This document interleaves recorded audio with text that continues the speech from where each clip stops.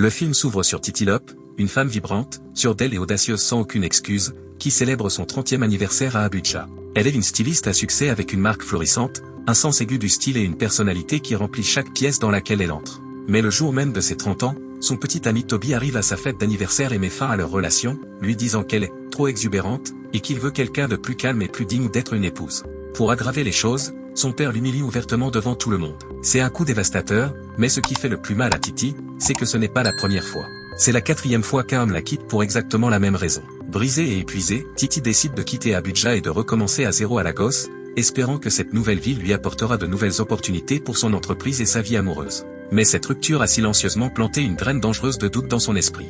Elle commence à se demander si le véritable problème n'est pas tout simplement sa propre personnalité. À Lagos, elle assiste à un événement pour célibataires dans une église, où un pasteur prêche sur le compromis dans les relations. C'est là qu'elle rencontre Toby, un créatif aux multiples talents qui semble calme, posé et sincèrement intéressé par elle. Le problème, c'est qu'aucun d'eux ne se montre tel qu'il est vraiment. Titi se réinvente en femme discrète, réservée et familiale, exactement le contraire de ce qu'elle est réellement. Toby, de son côté, prétend être simple et domestique, cachant sa nature bruyante, aventurière et spontanée. Il tombe amoureux des versions qu'ils ont soigneusement créées, et peu de temps après, Toby la demande en mariage. Sa sœur comprend immédiatement que quelque chose ne va pas et le dit clairement, Titi s'est changée pour correspondre aux attentes d'un homme. Mais Titi, fatiguée d'être seule et désespérée d'être enfin choisie, refuse d'écouter et va de l'avant avec le mariage.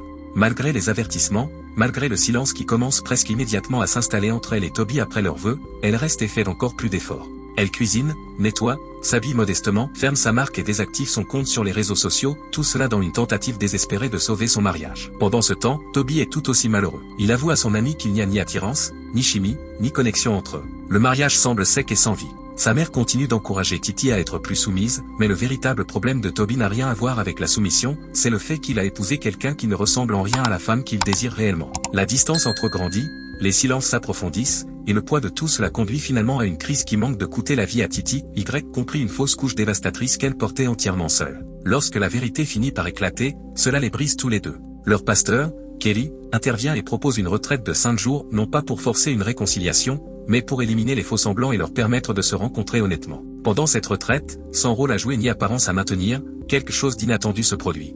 La vraie Titi réapparaît audacieuse, rayonnante et irrésistible. Et le véritable Toby se révèle aussi drôle, spontané, créatif et profondément attiré par exactement le type de femme que Titi a toujours été. Pour la première fois, il se voit réellement.